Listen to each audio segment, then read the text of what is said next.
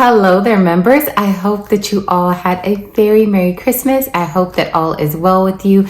Today, I am bringing to you part 2 of my Christmas village setup.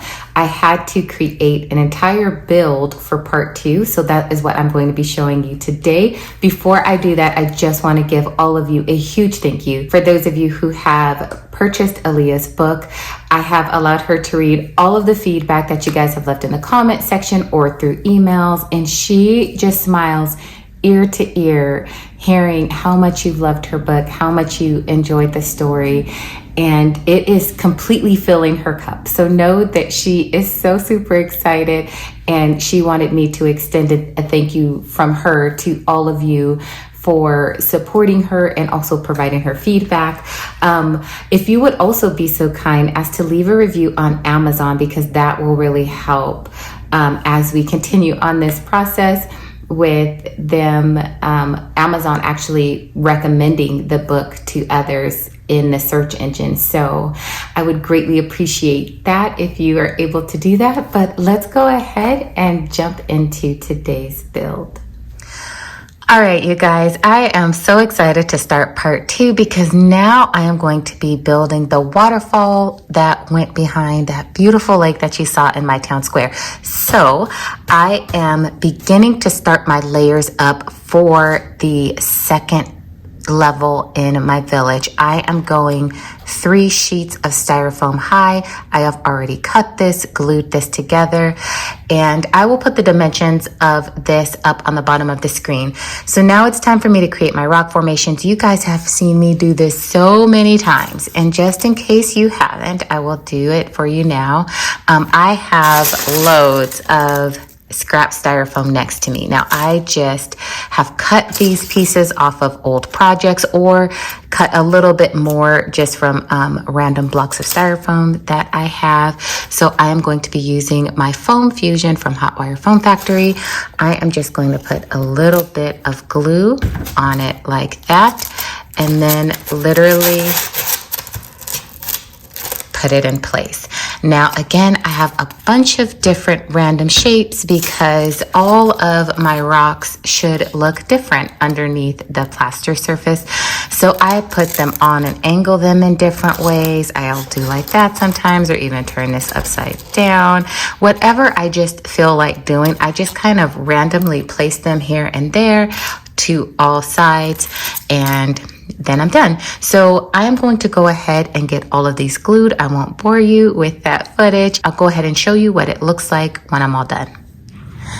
Okay, you guys, let me back this whole thing up because I am obviously too excited. I almost missed an entire step, and I started gluing these pieces on, as you can see, and I went, oh my God, Miriam, what are you doing? I still have to add this thin layer of styrofoam up top to create my lake shape. I forgot that I wanted to build it this way, that I'm going to cut into this for my lake. So I need to draw a shape on this first and figure out how I want this done. This is definitely more than just the lake. I went ahead and drew some pathways that I wanted to add. So just to clarify, this loop here is going to be what I'm going to cut out for the lake portion. And then on the outside here,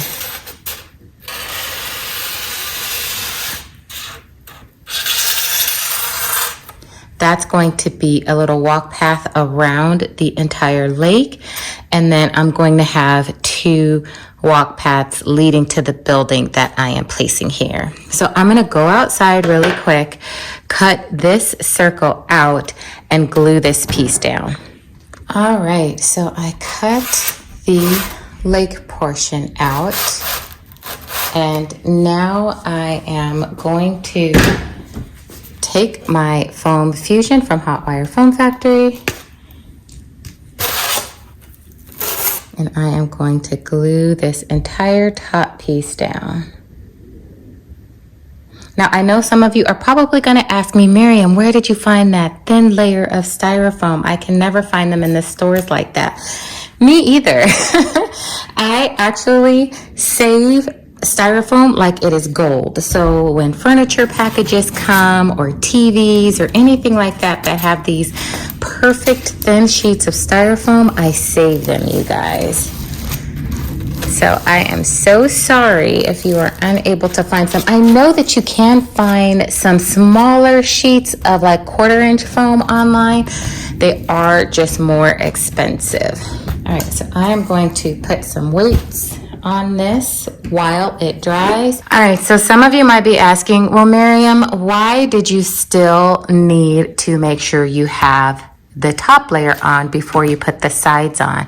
And the answer to that is so that I can butt my rock formations up right along here, along this line, so that everything just doesn't start here. Like this piece actually needs to be moved here, reaching the top of this line. So I'm gonna pop that off and redo that one.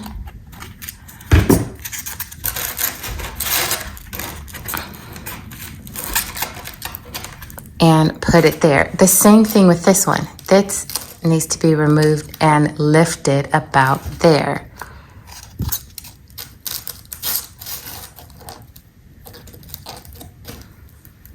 Now, obviously, everything in here can still remain the same because it is the lower level, but I can also add a tiny little piece here. So if I have something that has a sharp little point like that, I can add that right there. So then I'm crossing over the seam lines so that when I go to plaster all of this, this will all look like one piece and not a bunch of pieces stacked together. All right, so I've added all of my rock formations. I have left this spot empty because if you guys remember, I had a large center rock in the lake that's in the first level. So that rock is going to fit right here, and then the 2 smaller rocks that are next to it on either side. So I left a gap here to accommodate that so I can butt them up as close as I can get them together so that the waterfall can spill over those rocks onto the lake. Now, also another thing that I did was built a ledge already with this styrofoam where that center rock is not going to be. I went ahead and built that up so that as I plaster over it with the plaster strips, it will seal it and waterproof it, where all I'll have to do is build a small little ledge right there for the resin. And then over here on the side, this side is done, and the same over here, this side is done as well. So I'm going to let this sit for an hour or 2 and then come back and plaster it. All right, guys, so everything is all dry. The next step, I am going to apply these plaster strips. Now, what I like to do is get everything cut and set up the way that I want it. So I went through and roughly kind of measured out how much I would need for each side and have both of my sides cut. These are the strips that I'm going to use along the front of this, and these are for the lake. And I always do random smaller pieces because sometimes I don't overlap it right, and there's always a small little gap that I need to cover. So I like to, while my hands are clean, get everything pre-cut and ready.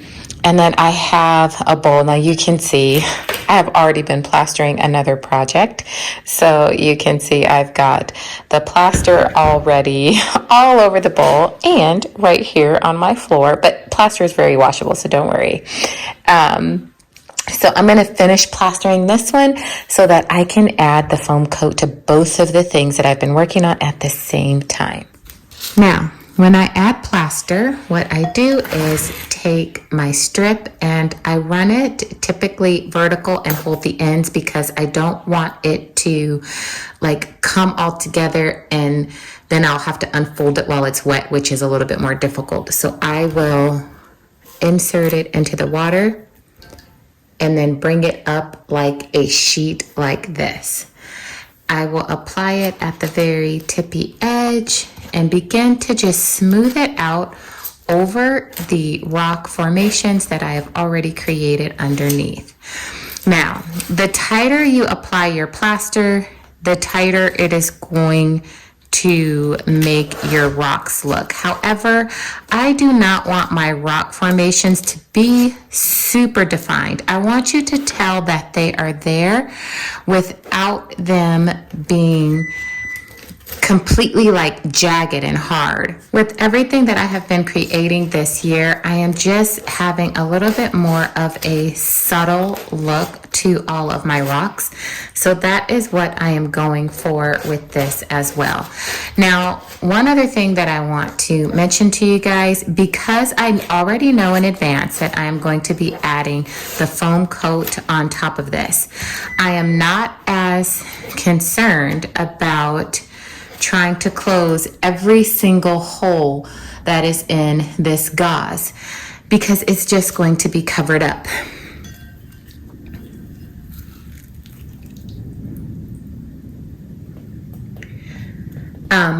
If you do not have an additional layer that you are adding to your plaster strips, because you don't have to, it's really not necessary. I like to add it to just smooth everything out and give everything a really perfect and polished finish.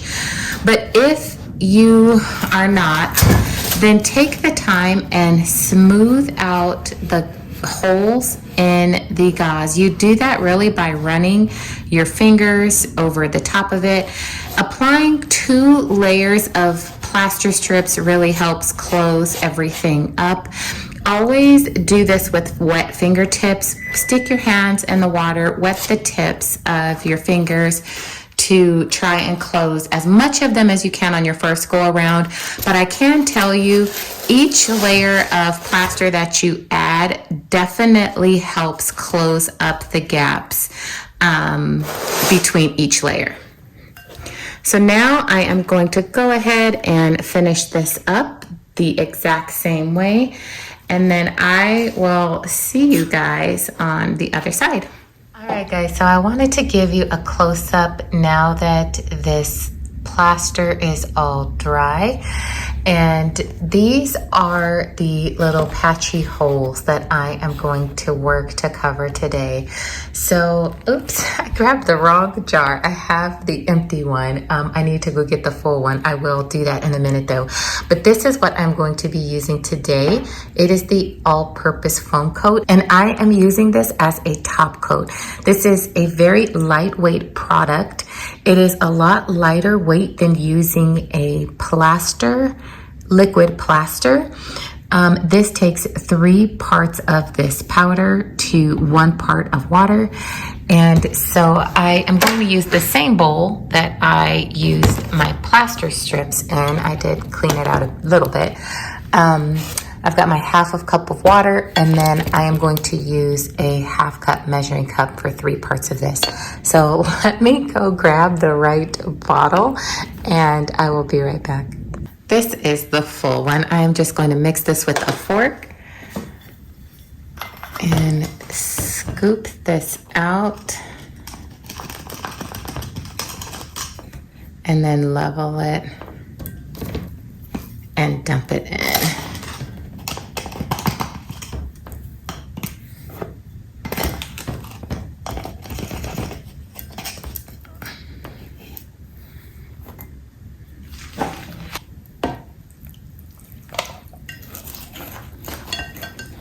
And you want to mix this as quickly as you can because your application time is about 20 minutes for this.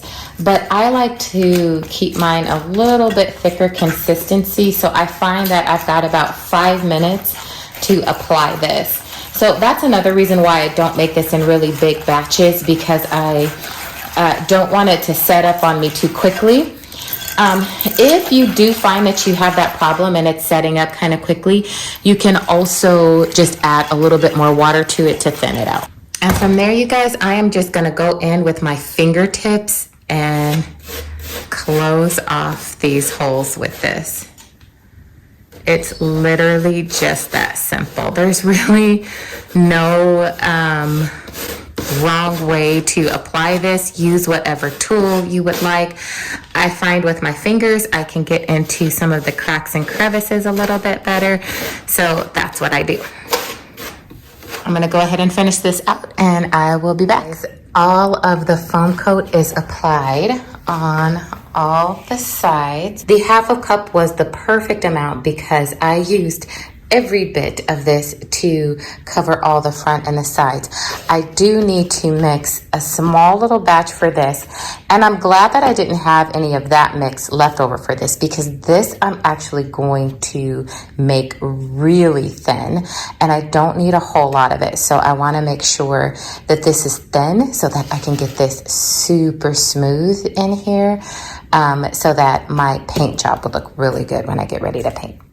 I went ahead and added the foam coat to the lake off camera, since you guys already saw me do that. And I also carved out the cobblestone pathway off camera as well, because you guys have seen me carve these several times before. All right, so I got my black wash all complete in the areas that I needed it. I've got my pathways all black washed and the stone all the way around. And if you get up close here, you can see all that beautiful gritty rock texture that I just absolutely love. So now I'm going to add my first layer of gray paint. I already have it mixed. I took an old foam coat bottle and put my paint in here. That way I can have a clean, fresh bottle and seal it up after I am done with this and save my paint. So to start, I am going to wipe off all of the excess paint on the side of my can. I don't want too much paint on this at all, because I don't want one spot to have like a big blob of paint on it. So I am just going to scrape all of this off. All right, and that looks pretty good. So it's a little bit wet, but it's mostly just dry and remnants, so that as I begin to sweep over the front of this piece softly using X strokes, I am going to get the coverage that I want.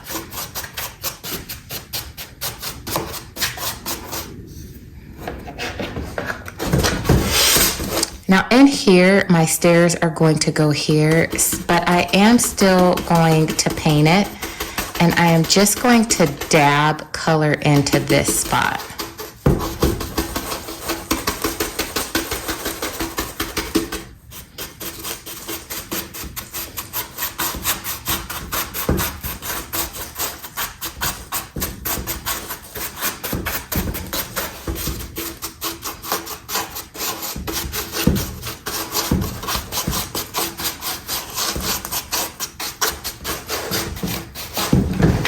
All right, so I'm going to finish off the sides in the same way, but just to do the cobblestone up top, most of you have seen me do this many times before. I am just going to dab again, light layers of paint. Very little paint on my brush as I am doing this, so that I can gradually increase each layer of paint. But I use very little paint on my brush also, so that none of it seeps into the cracks, because I want those cracks to remain black. So I will finish this up and then I'll show you what it looks like once it's all done. All right, you guys, all of the layers of paint have been added, and up here as well. So now it is time for me to paint the bottom of my lake, and to do that, I am going to be using this Liquitex Basic Acrylics. This is in the color turquoise blue, and I'm going to mix a little bit of white to this just to lighten it up a little bit.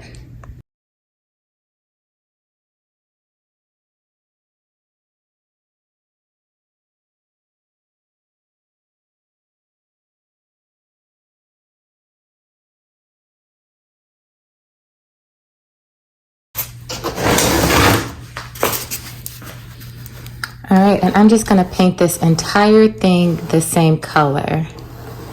I might come in a little bit later after this first coat dries and make it a little bit lighter around the edges, but I'm going to see how it looks first and then just see how I feel. Sometimes I do, sometimes I don't. It just depends on the project. Now also, I am just staying and painting the base of this. I'm trying not to hit the walls because I did do the side walls gray, just like the rocks. So I want that to just look a little bit more natural, like it was kind of, you know, carved out of the sides. So I'm trying not to hit the walls so that I can keep those gray. This is not the best brush to paint the sides with because it's too wide, but this is the brush I started with. And I just am being a little lazy and I don't feel like going and grabbing a different one, but it's okay.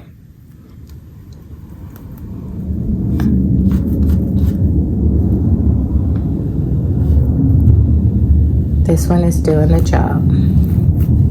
But if you are not skilled with your brush work, I would definitely recommend just getting a smaller brush to do your sides if you are wanting to do it the way I am doing it.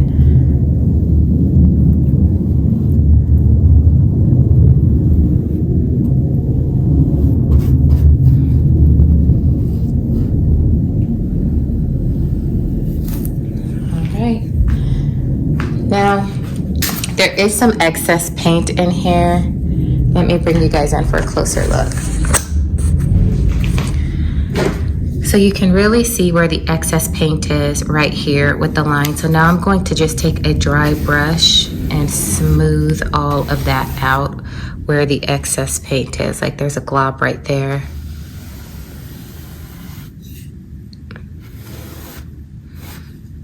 All right, and that way it smooths everything out.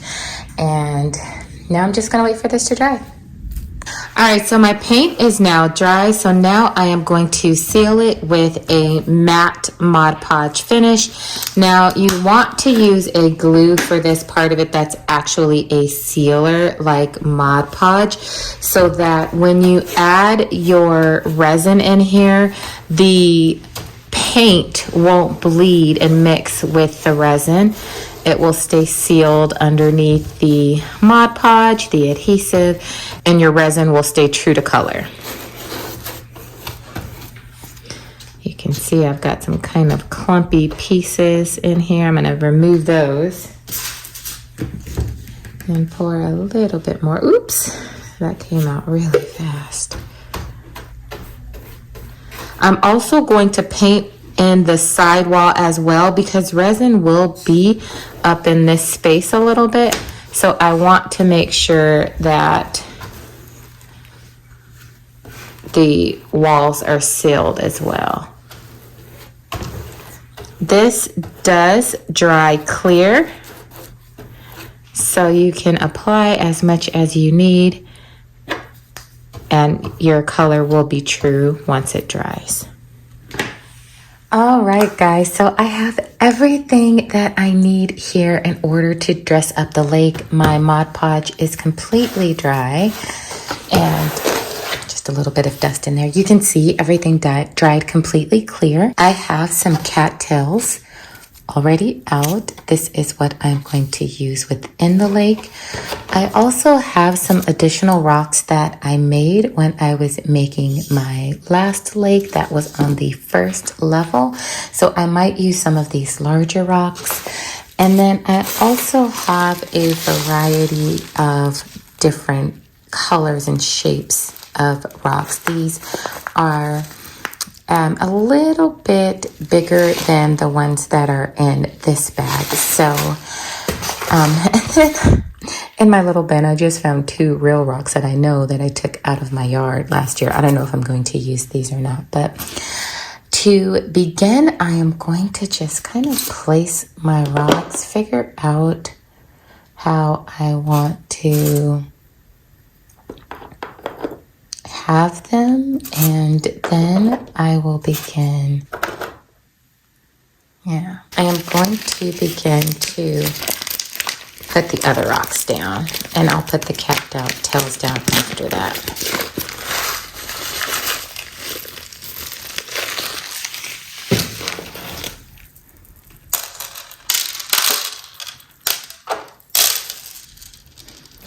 I'm not going to use a ton of the black because the color is just so bold. And although I do love the way it looks in there in the finished product, I don't like it when there's just too many of those.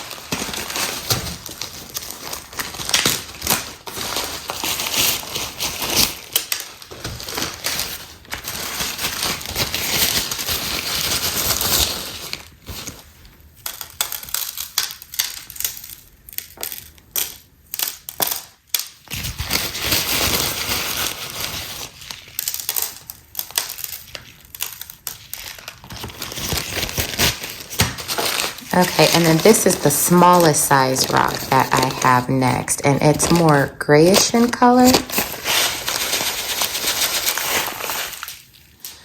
And I believe I picked this bag up at Hobby Lobby. The black rocks I definitely picked up at Hobby Lobby. And I think both of these were from Hobby Lobby.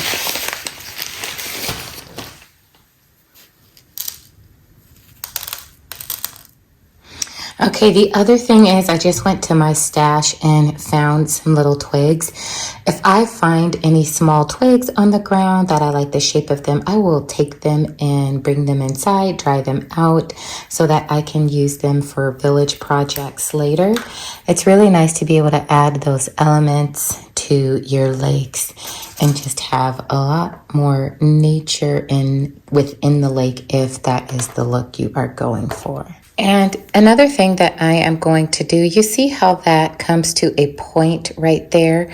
What I like to do is cut that off at the bottom. That way I have a flat bottom to glue it to, and it sticks a lot better. So I am just going to use what is coming out of here. I'm not even going to push the handle because I don't need a lot of this. And I am going to just glue a few of these in place.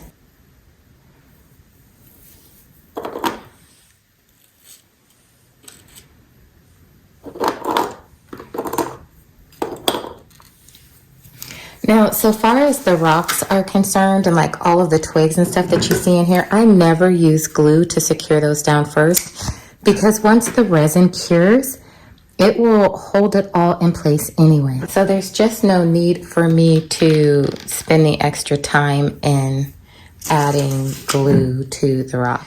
Okay, I have waited 10 minutes to make sure that the hot glue is completely dry, and now I am going to pour my realistic water. Now, this has been pre-mixed.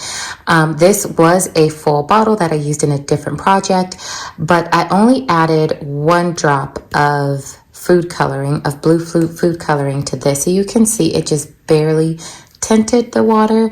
And so I am just going to pour this now. Now, you can only pour 1/8 of an inch of this product at a time unless you have the deep pour, the realistic water deep pour.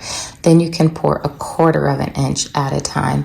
You really want to make sure that you follow those instructions because if you do not, your resin will not cure properly, and you won't be able to layer it as you would like. So just pour your thin layers. Wait the 24 to 36 hours for it to completely cure, and then you are able to pour another layer at that point.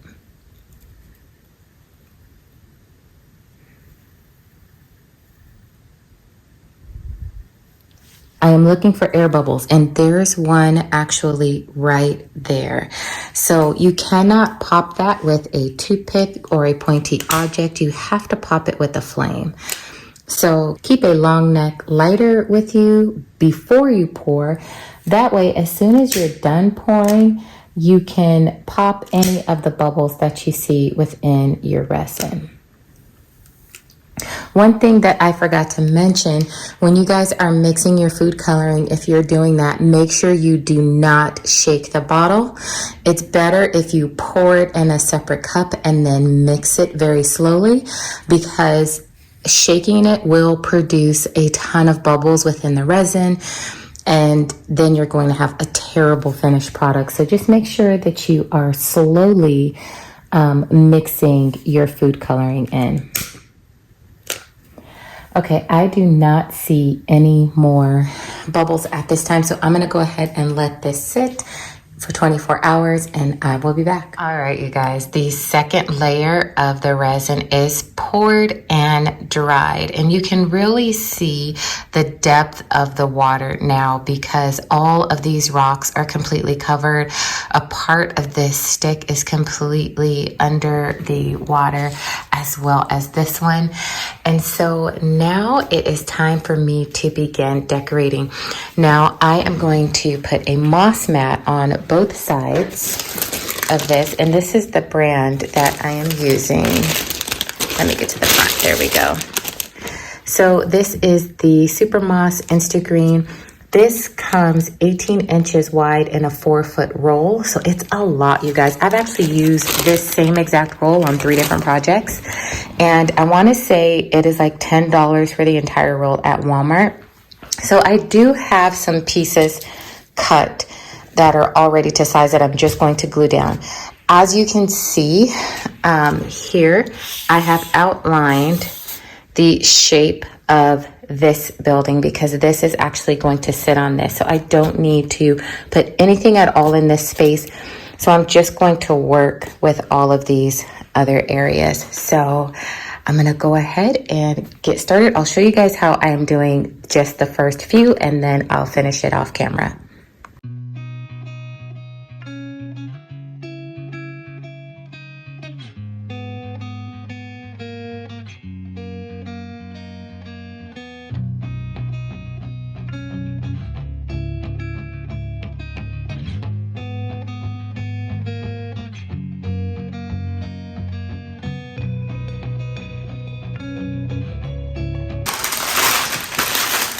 All right, so next I am going to take this same brand, this Super Moss, in the loose moss and fill in around the edges.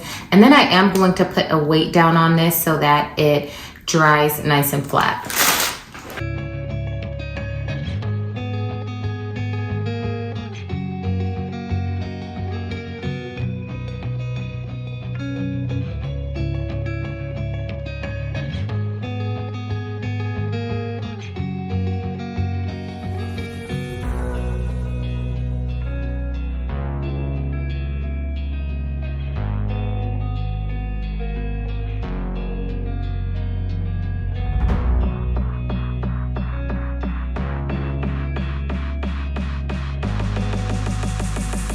All right, so there we have it. I am going to now, you see how that's poking up a little bit towards the end there. I'm going to lay a weight down on this.